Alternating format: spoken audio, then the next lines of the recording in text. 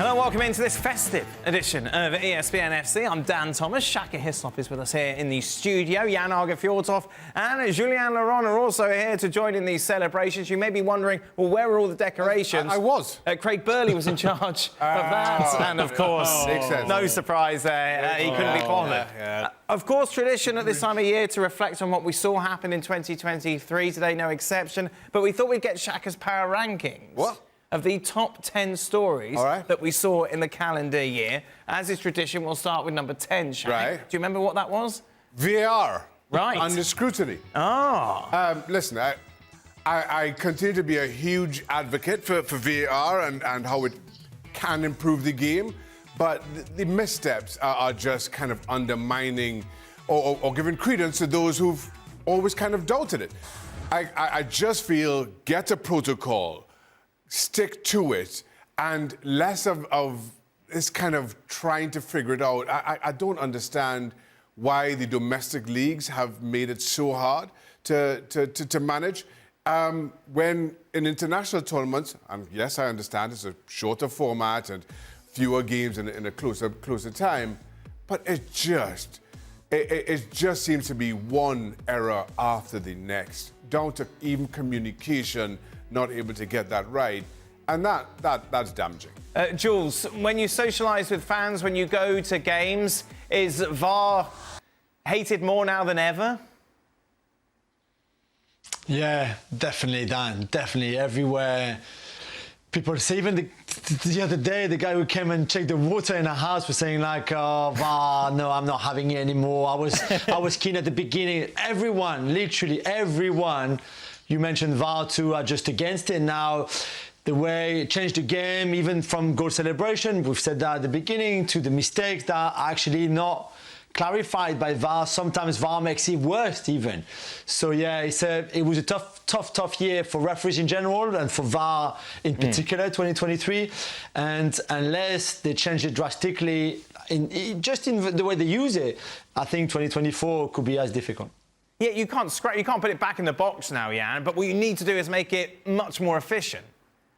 Absolutely, and I think some of the expectations we had, first of all, that we thought it should be 100% fair. I mean, that was a wrong start anyway. We thought that the referees should be stronger, that they should have a more authority on the pitch. I've never seen so many insecure referees ever, because they don't do anything now. They just wait that VAR will kind of correct them anyway. And sometimes you feel that the next step will be a super VAR that will correct clear and obvious mistakes by VAR. So there's so many things that are happening at the moment. But as you were saying, Dan, I'm not sure.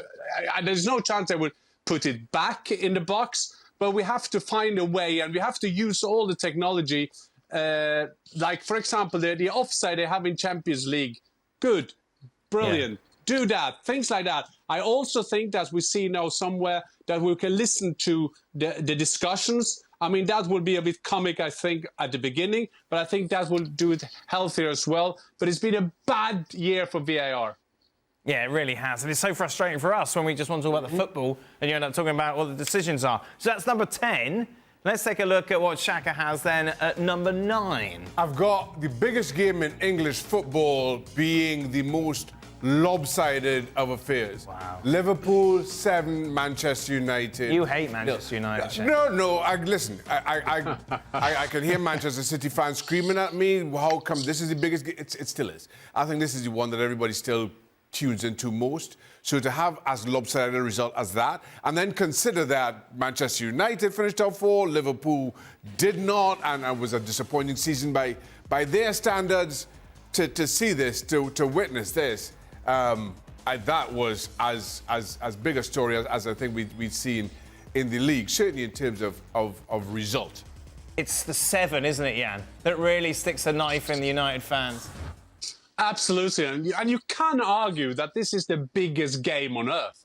And that is in terms of English football, two cities like Liverpool, Manchester, in terms of historic development and all that kind of thing, and 7-0. I mean, you can have a bad game and lose 4, and it still is scandalous. 5 is that to getting embarrassing. 6-0, that is tennis result. 7-0, that is just a catastrophe.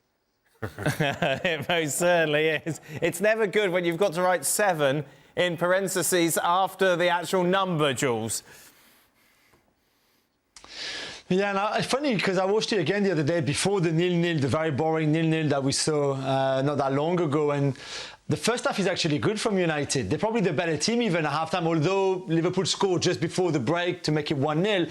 But when you watch that first half, you just cannot think that United are going to crumble like they did in the second half. And the second half is just a disaster from start to finish pretty much, and for Liverpool to score 6 goals in there. But I think the expected goals for Liverpool in that game is 2.35, and they scored 7. They had 2.35 XG the other day when they drew 0-0, which shows you that sometimes you can just everything you try is just going in. And that afternoon, that second half was just one of those halves where they could have tried anything and it would have ended up in De Gea's goal. Yeah, it was an incredible result. Incredible match at Anfield. That's, though, at number 9. What's number 8, Shaq? An incredible season in Germany. A season where Dortmund and Bayern just kind of changed places all season long. It came down to the very last day of the season, and what a dramatic final day it was. Bayern Munich had to win. Dortmund, they needed a draw just to be tight, to lift the title, and they could not they could not finish the job off.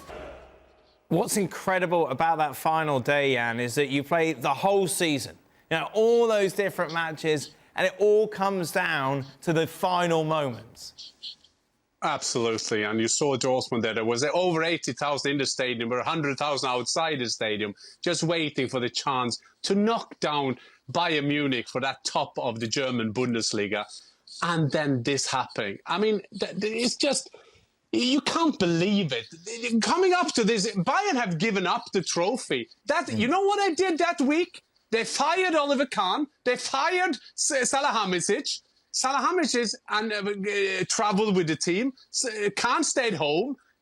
After the game, Bild Zeitung told them that they were fired, and Salihamidzic went into the dressing room. All the best, boys. Thank you for winning the championship. I'm fired, but let's have a party tonight. Nobody thought they would do it. And then Dortmund, lack of DNA, lack of winning DNA, couldn't beat Mainz at home, couldn't get the point. And you see this season, they're still having a nightmare for that end of the season coming into this season. Yeah, it's evident. You know, hangover certainly still goes on for a Dortmund side that will look back and just have so many regrets, not only on that day, but of course in other matches as well, leading up to handing Bayern the title. Absolutely, and the way Bayern just showing that they do have that. They were fighting. They were firing Nagelsmann, getting him Tuchel. They were out of the cup, out of the Champions League. They could get into a season without a trophy. That is a crisis, big time at Bayern. And then somehow Dortmund. I would say so much that I don't think Bayern won it. I think Dortmund won it for them. Yeah, it was handed to them, Jules, wasn't it? Really. Yeah, just incredible moment, really, that we will always remember where we were, where we watched it, for the ones who were in the stadium, the ones who were in the other game, for example. And I just don't know, I don't think you can recover. And I know some players have moved on from Dortmund, Jude Bellingham in particular, but Edin Terzic is still there. Most of the players are still there. And I just think he must stay. I mean, I've never experienced it myself, but he must be on your mind, in your head all the time. It must be a scar that just... It never heals, really, because can you just imagine, it's there, it's in your own state against Mainz. This is it, it's yours. Now you cannot not win it, and yet you still don't win it. That then, our number 8, biggest story of 2023, according to Shaka. What's 7? The Saudi market shake-up. This probably could have been a whole lot higher. This was the biggest story of the summer months. Saudi Arabia comes in and starts splashing cash like nobody expected. You weren't quite sure who was going, how much they were going for, the knock-on effects to the rest of European and world football. And in truth, the reason it's not higher is because it just kind of fizzled after that transfer window closed and the dust kind of settled. And now we wait to see what comes again. But I don't think anybody has paid it as much mind as, quite clearly, they thought they would, given the spending that was done in Saudi Arabia.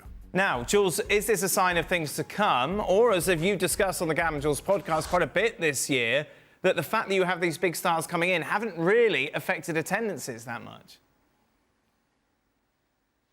No, that's right. And I don't think the league is still very good, to be fair, because I think eventually those superstars, as good as they are, just play at the level that they just need to play to be good and to kind of win matches for their team, if you see what I mean. Because the level of overall of the league is just not good enough, because outside of those superstars, and by the way, there's a quotas of players outside of Saudi that you can have, outside of Asia that you can have in your team. You can't just have 11 Cristianos or 11 Benzemas, and the rest are nowhere near as good as the superstars, of course. So that brings the level down, and overall it hasn't been a very good league so far, and it's just incredible, of course. And we know that PIF are going to keep investing for now. That's what they're saying. I think the summer was very special in the sense that the Saudis and Michael Menalo, who is the kind of sporting director of the Saudi League, all the big agents who clearly saw the money that was available for them, pretty much they must have contacted every single kind of top-tier player in all of the big 5 leagues. Everybody was at some point asked, would you fancy, would you want to come and play? This is what we can offer. We're not going to go again on the Jordan Henderson £700,000 a week wages, but pretty much all the top players from the top leagues in the top clubs have been contacted just in that summer, and they just got the ones that they could. And maybe without the quotas that I mentioned before, they would have tried to attract even more. It was just an incredible summer. Ever since that move to Saudi, though, you take a look at it, Mo Salah's been anonymous, Jan. Yeah, Mo Salah was close. we know that. You stand by this, Jan. Obviously, you got a lot of stick for it from Liverpool fans, but you said this was very close. I said that I'm still standing with that, but Salah has stayed at Liverpool, done well for Liverpool, but that was very, very close. But in terms of Liverpool losing Salah at that moment, it seemed that was not possible. But I'm not sure that people want to talk the Saudi League away. I think that we've just seen the start. Now they're going to host the World Cup in 2034. They are here to stay. And mind you, in all dressing rooms around Premier League, they're all talking about Saudi Arabia. And I can see younger players going to Saudi Arabia in the next 1 or 2 years. They are pushing up prices. They are pushing up wages in the Premier League. And for some leagues around Europe, Premier League has been the Saudi League for them. So this is here to stay. And I also think that the latest court ruling now can open things up. We do the cards again. Yes, I see all the statements from the club. We're going to be loyal to FIFA, UEFA, and all that kind of thing. Don't be worried for Saudi teams in the Champions League. Be worried what the Champions League team will be doing in the next 5 years in different leagues around the world. So that number 7. What have we got at 6? The end of an era in Lionel Messi and Cristiano Ronaldo seeking pastures new. Ronaldo himself going to Saudi Arabia, Lionel Messi coming this side of the pond into Miami. And it really kind of signaled so much. One, that both these two are human after all. Given the, 10, 15 years that they'd given to this game, you questioned whether they were human. Father Time caught up with them, so they've moved on. It's left an opportunity for the next rising star, but for two players who have dominated European football, world football, and everything that we discuss about it for the last decade and a half. I guess it had to come to an end, but we move on now. Jules, I'm not sure if it's because we're based in the States, and I might be completely wrong here, but there's a feeling that there seems to be a lot more positive spin around Messi's move to Inter Miami than Ronaldo's to Saudi Arabia. Yes, I agree with you, I think. I mean, probably for the nature that we just explained, the summer that the Saudis had, and just trying to get all those top players around to try to make their league attractive when MLS was obviously more established already, and it means far more, especially on the American continent, North America and South America as well. Probably that's why.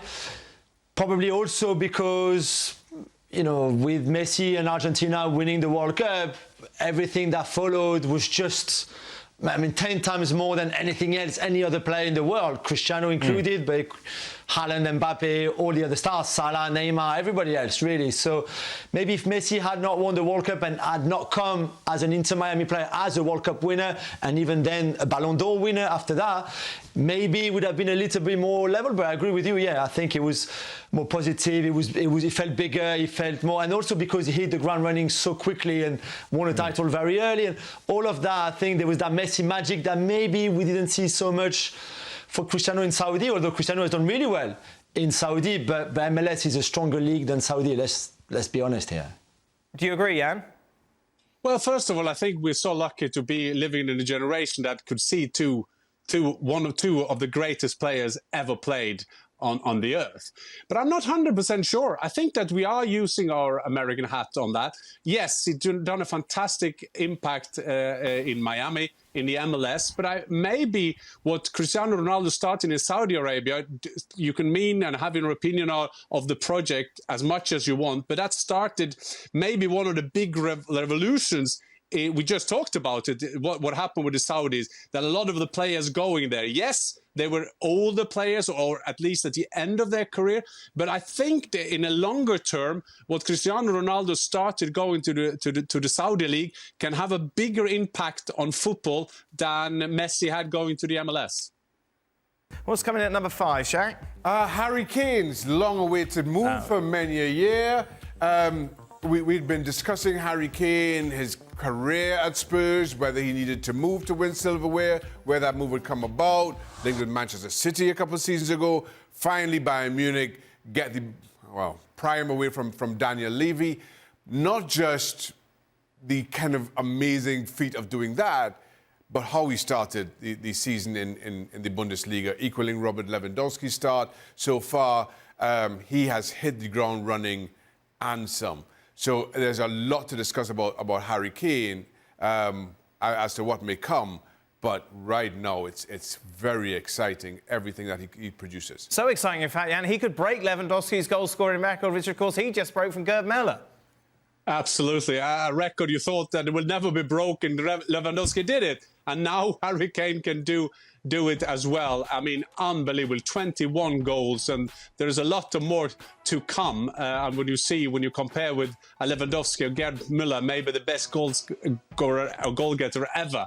And now this is, I agree with Shaka, this is a fantastic story. Not only for Harry Kane going there, sitting now somewhere with a cigar, looking at his teammates playing football at Christmas, because for the first time he got a little break. But it's also a big thing for the German Bundesliga. But because they have given players away, if they're Dembele, Sancho, or Haaland or Bellingham, giving them away, and then get the England captain to their country, to their league, and one of the best lads around. I mean, he's unbelievable popular in Germany, not only for his goals, but also how he treats and respects other people. A fantastic move for him and his family, and also for Bayern Munich and the Bundesliga.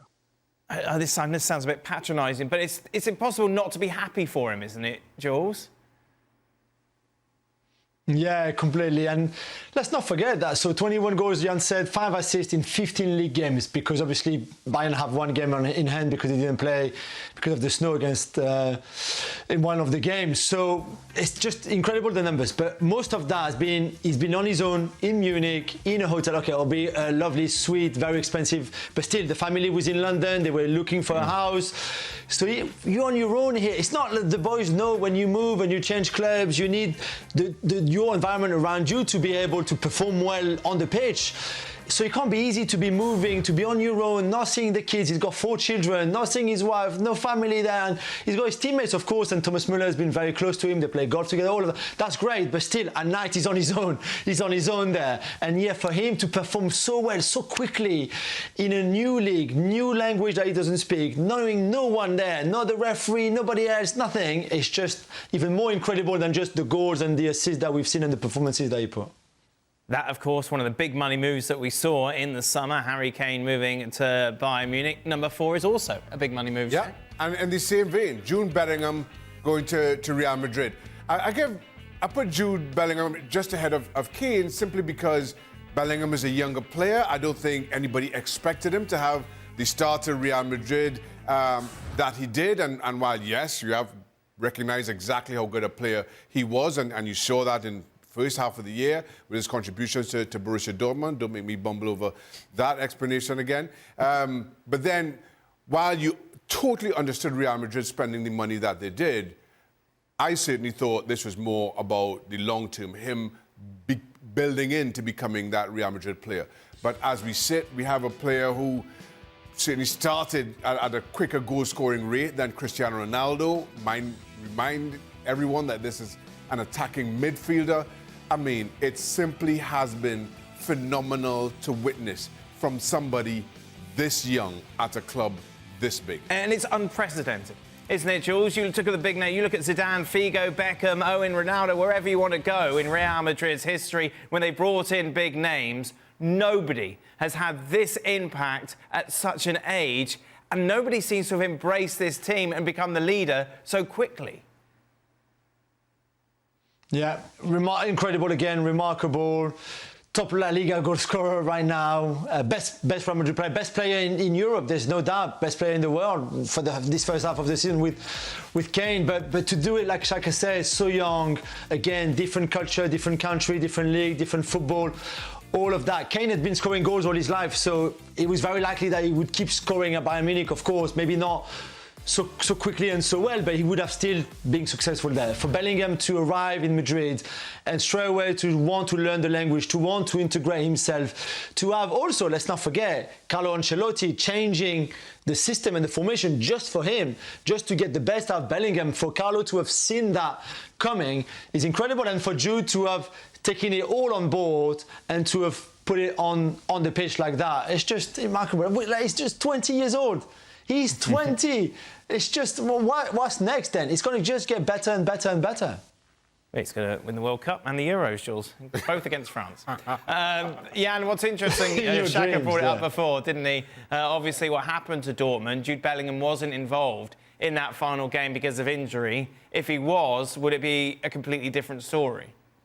Absolutely, it would have been, because he was one of the central players. Not only he was as a 19-year-old more or less the captain, and it's amazing that the steps he's taking. I was following Dortmund for 2 years, following that Norwegian striker, and you just saw the development not only on the pitch but outside the pitch. A polite guy doing the right moves for his career, going from Birmingham to Dortmund, to go from a good player into a great player, get a chance there to establish himself.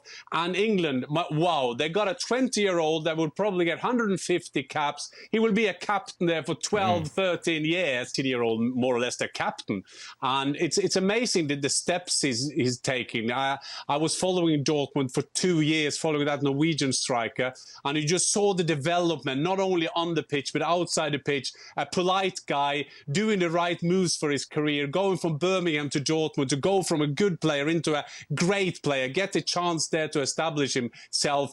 And England, wow, they got a 20-year-old that will probably get 150 caps. He will be a captain there for 12, 13 years. So, I mean, this is what he's doing at the moment. Did we expect it? We expected him doing well, but we didn't expect him to go all the way. We have to be that honest. So quick. Let's go to our top three then. Jude Bellingham is a fourth. What comes in at three, Shaka? Stories of the year? Team... The foot again, but this time, obviously, they didn't. No, they were just too good. So much better than everybody else. From day one, really, they had that incredible unbeaten run until the Inter game in January, I think it was. They played the best football. They had the best player in Kvaratskhelia, who was the big surprise, revelation of the season, and Osimhen, of course. They were just... Luciano Spalletti did an amazing job with that team that had been... like building, really, like you said, because they came close before. But now this was the pinnacle, really, of this generation, of this team with this manager on the bench. And it was just the style as well to do it. And to be the first one to do it after the Maradona team all those years ago, you had almost to do it in style. If they had done it very defensive and not nice style, not nice football, okay, they would have celebrated and taken it, but it would not have felt the same. Now they were the best team in Europe. They played the best football in Europe with City, really, and they were unlucky in the Champions to lose out to Milan in the quarterfinals. But yeah, the style, and then when you look at Maradona and everything, that from him to look down on this incredible team, what he meant to the people of Naples, that shirt, the stadium, everything. It was just so fitting. It was perfect. Yeah, perfect's a good way to describe it, isn't it, Jan? Absolutely, and unfortunately, I've never played in Naples. I've never played at the ground, but I've been working there. And then we lived at a hotel next to the stadium. And not that I haven't won since the Maradona time. Nothing has changed since the Maradona time. It's exactly the same as it was like 30, 40 years ago, the stadium and everything. And you have cities where they have a football club. In Napoli or Naples, whatever we call the city, they are the football club.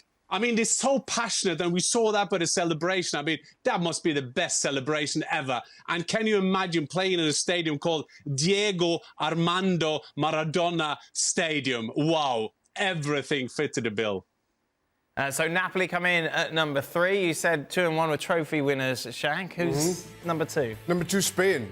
Spain, the Women's World Cup winning team of the summer. First of all, I thought the tournament was an outstanding event, and credit to Australia for the job that they did. Spain started the tour, came into the tournament in controversy, won it, and then had controversy at the end of it. I thought, in footballing terms, Spain were again, outstanding in a tournament that you can say so much of the women in this tournament, how they handled everything before and during the tournament, and then kind of given the patriarchal nature of the game, if not misogynistic, the way the women stood up in full recognizing of their own rights, I thought was empowering for all young, aspiring female footballers out there. This case was what started the post-tournament controversy. But again, the way the women rallied around each other, the way they said that we are not standing for this anymore, I think has huge impacts for the women's game and for women's sport. Jules, of course, you were there. Yeah, 3.5 weeks, incredible. Shaq said it. I mean, I know watching on television, you had that feeling when we were there. It was even better. Everybody was so on board. The whole of Australia fell in love with a sport that is not really one of their main sports in soccer, and yet it was just like, it was incredible to be there. And obviously that night where Australia beat France in the quarterfinals on that dramatic penalty shootout was even more special to witness it, and how the whole country, and Brisbane especially that night, fell in love with their women's team. It was really amazing and unbelievable, and Spain were so good.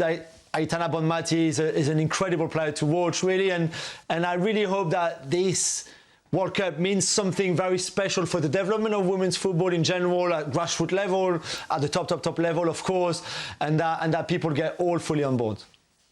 Jan?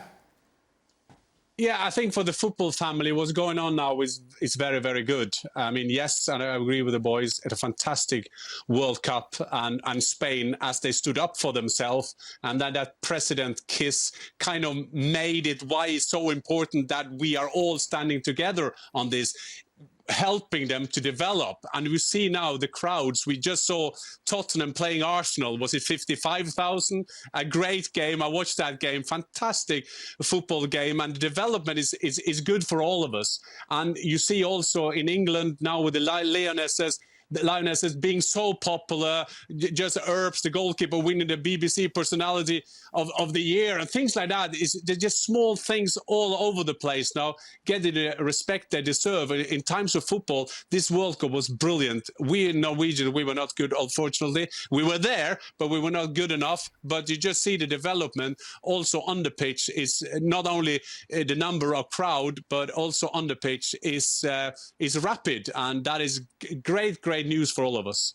So that number 2, Shaka, what is the number 1 story for you of 2023? Well, I think the men's team that's dominated the game this year, Manchester City winning the treble, and then a few days ago adding to that with the Club World Cup. That has been the biggest story. Again, a team that's come so close, certainly to winning the Champions League, but have failed, have stumbled at the final hurdle. This is what Pep Guardiola was brought to Manchester to do, to lift this title. Erling Haaland, the big story, the big addition in the summer to make all that possible. It's hard to deny that 2023 has belonged to Manchester City. Jan, I'm inclined to go to you next. yeah, you could do that. I mean, that was an amazing year for Manchester City. It was an amazing year for Erling Haaland. It's an amazing story as well that you, at the same time, signing an Argentinian, 23 years of age, winning 14 trophies, and a couple of days ago scoring 2 goals at the Club World Cup. It's just amazing how they did it. And I mean, it's a cliche, but it's quite hard to win a treble. I mean, you have to be not only being constant over the season in terms of the league, but you have to win the final. You have to go to the Champions League final, winning there. Inter worked hard. Remember all those big chances at the end there. But at the end, Rodri, the key man, the guy in the midfield, made a winner. An amazing effort of Manchester City. And we can say this and that about money and all that kind of thing. This is a fantastic performance to be able to win 3 titles like Manchester City did.